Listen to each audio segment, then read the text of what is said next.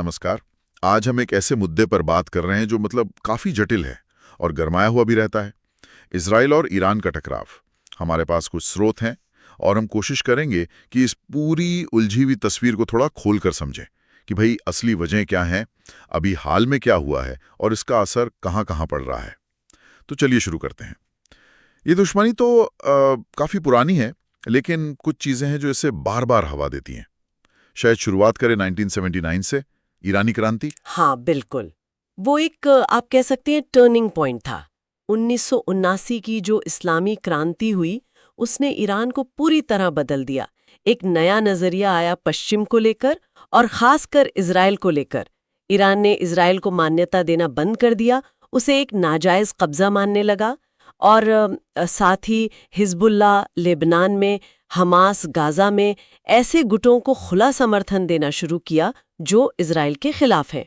और इजराइल के लिए उनके नजरिए से देखिए, इजराइल के लिए ईरान एक बहुत बड़ा खतरा बन गया, खासकर उनका परमाणु कार्यक्रम, और उनकी मिसाइल क्षमता भी बढ़ रही है। फिर सीरिया, लेबनान, इराक, इन जगहों पर ईरान का जो बढ़ता असर है, इजराइल उसे अपनी सुरक्षा के लिए गंभीर चुनौती मानता है। मतलब अस्तित्व का सवाल मानते हैं वो इसे। और ये लड़ाई सालों तक पर्दे के पीछे चलती रही है ना, जिसे शैडो वॉर कहते हैं। ड्रोन हमले, साइबर अटैक, प्रॉक्सी गुटों के जरिए। बिल्कुल, एक तरह की छुपी हुई जंग। लेकिन फिर अप्रैल 2024 में कुछ बदला। कुछ ऐसा हुआ जिसने शायद इस खेल के नियम बदल दिए। यहाँ बात थोड़ी दिलचस्प हो जाती है। हाँ, सही कहा आपने। अप्रैल 2014 में पहली बार हुआ कि ईरान ने सीधे मतलब अपनी जमीन से इजराइल पर बड़ा हमला किया। सैकड़ों ड्रोन, क्रूज मिसाइलें, कुछ बैलिस्टिक मिसाइलें भी थीं। ये बहुत बड़ा कदम था, अभूतपूर्व। लेकिन उससे रोक लिया गया काफी हद तक। हाँ, ये जानना जरूरी है कि इजराइल ने अमेरिका, ब्रिटेन, जॉर्डन जैसे देशों की मदद से इनमें से ज्यादातर को हवा में ही मार गिराया। नुकसान हुआ, पर उतना नहीं जितनी आशंका थी। और फिर इजराइल का जवाब भी आया ईरान के अंदर कुछ सैन्य ठिकानों पर। हालांकि वो जवाब थोड़ा नपा-तुला सा लगा। हाँ, काफी संभल कर। ऐसा लगा जैसे दोनों देश एक बड़े युद्ध से बचना चाह रहे थे। मतलब दुनिया को डर तो बहुत लग गया था कि कहीं ये पूरी तरह से जंग न छिड़ जाए। बिल्कुल, खतरा बहुत बड़ा था, लेकिन हाँ, फिलहाल दोनों ने एक एक कदम पीछे लिया। पर तनाव तो अब भी बहुत ज्यादा है, शायद पहले से भी ज्यादा खुलकर सामने आ गया है। तो अगर हम आज देखें, वो कौन से मुख्य मुद्दे हैं जिन पर दोनों देशों के बीच ठनी हुई हैं? सबसे पहले शायद परमाणु कार्यक्रम ही आता है दिमाग में। हाँ, वो सबसे बड़ा और सबसे पेचीदा मुद्दा है। ईरान हमेशा कहता है कि भाई हमारा कार्यक्रम तो शांतिपूर्ण कामों के लिए है, बिजली बनाना है, मेडिकल रिसर्च करनी है। लेकिन इजराइल और कई पश्चिमी देशों को शक है, गहरा शक, कि ईरान असल में परमाणु बम बनाने की क्षमता हासिल करने की कोशिश कर रहा है। और जो अंतर्राष्ट्रीय परमाणु ऊर्जा एजेंसी है, IAEA, उनकी रिपोर्ट्स में भी कई बार ईरान की गतिविधियों पर सवाल उठे हैं। और दूसरा बड़ा मुद्दा जिसका जिक्र हमने पहले भी किया, वो प्रॉक्सी गुड्स, हिजबुल्लाह और हमास। हाँ, ये प्रॉक्सी वाला एंगल बहुत अहम है। ईरान इन गुटों को हथियार देता है, पैसा देता है। इससे वो इजराइल पर लगातार दबाव बनाए रखता है। एक तरह से ये कम लागत में अपना प्रभाव बढ़ाने का तरीका है, जबकि इजराइल के लिए ये सीधे आतंकवादी संगठन है जो उसके नागरिकों को निशाना बनाते हैं। तो ये एक अजीब सी असंतुलित लड़ाई बन जाती है। और तीसरा मोर्चा अब सीरिया बन गया है क्या? बिल्कुल, सीरिया बहुत जरूरी हो गया है इस खेल में।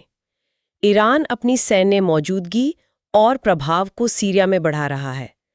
एक तो लेबनान तक हथियार पहुंचाना आसान हो जाता है, दूसरा इजराइल को घेरने की रणनीति का हिस्सा है ये। वहीं इजराइल इसे अपनी सीमा पर सीधा खतरा समझता है, इसीलिए वो लगातार सीरिया में ईरानी ठिकानों पर, हथियारों के काफिलों पर हवाई हमले करता रहता है। और कुछ सूत्रों में ये भी आता है कि ईरान की मौजूदगी सीरिया में सिर्फ सैन्य नहीं, बल्कि आर्थिक और सांस्कृतिक भी हो रही है। अच्छा, और इन सब के पीछे गहरी विचारधारा की लड़ाई भी तो है। हाँ, वो भी है। ईरान का इजराइल विरोधी रुख जो उसकी क्रांति के समय से है, और इजराइल का ईरान को एक कट्टरपंथी, अस्थिरता फैलाने वाला देश मानना, ये टकराव भी बहुत गहरा है। अगर हम इसे थोड़ा और बड़े कैनवस पर देखें, तो ये सिर्फ इजराइल और ईरान की बात नहीं रह जाती। नहीं, बिल्कुल नहीं। इसमें बड़ी शक्तियां भी शामिल हैं। अमेरिका तो खुलकर इजराइल के साथ खड़ा है। रूस और चीन के अपने हित ईरान के साथ जुड़े हैं। फिर खाड़ी के जो अरब देश हैं वो भी इस समीकरण में बहुत अहम है। और इसका असर पूरी दुनिया महसूस करती होगी। हाँ बिल्कुल, तेल की कीमतों पर असर पड़ता है। जब भी यहाँ तनाव बढ़ता है, तेल बाजार में चिंता बढ़ जाती है, क्योंकि ये सब हॉर्मोज जलडमरू मध्य के पास हो रहा है, जहाँ से दुनिया का बहुत सारा तेल गुजरता है।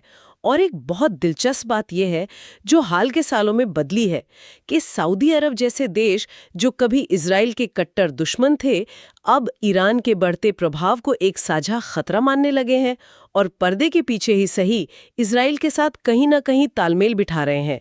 ये मध्य पूर्व की राजनीति में एक बड़ा बदलाव है सच में। तो इतनी जटिल स्थिति है, क्या शांति की या किसी तरह की बातचीत की कोई उम्मीद दिखती है? देखिए, सीधी बातचीत तो इजराइल और ईरान के बीच उसका तो सवाल ही नहीं उठता अभी।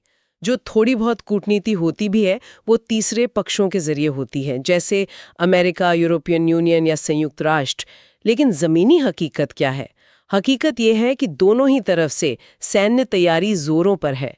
मिसाइलें बन रही हैं, साइबर हमले की क्षमता बढ़ाई जा रही है। तो ऐसे माहौल में शांति की उम्मीद करना कम से कम फिलहाल थोड़ा मुश्किल लगता है। तो हमने देखा कि इजराइल ईरान संघर्ष सिर्फ दो देशों की दुश्मनी नहीं है, ये एक गहरी ऐतिहासिक, वैचारिक, रणनीतिक लड़ाई है। हाल की घटनाओं ने इसे एक नया, ज्यादा खतरनाक मोड़ दिया है। परमाणु चिंताएं हैं, क्षेत्रीय शक्ति संतुलन का खेल है और इसका असर पूरी दुनिया पर है। बिल्कुल। और जाते जाते एक सवाल शायद सोचने के लिए छोड़ सकते हैं हम, कि जब सीधी बातचीत नहीं हो रही और सैन्य तैयारी बढ़ रही है, तो क्या कोई ऐसी अप्रत्याशित घटना हो सकती है, कोई अंदरूनी राजनीतिक बदलाव किसी देश में, या क्षेत्रीय गठबंधनों में कोई ऐसा फेरबदल जो इस दशकों पुराने टकराव की दिशा को अचानक से बदल दे? ये सोचने वाली बात है।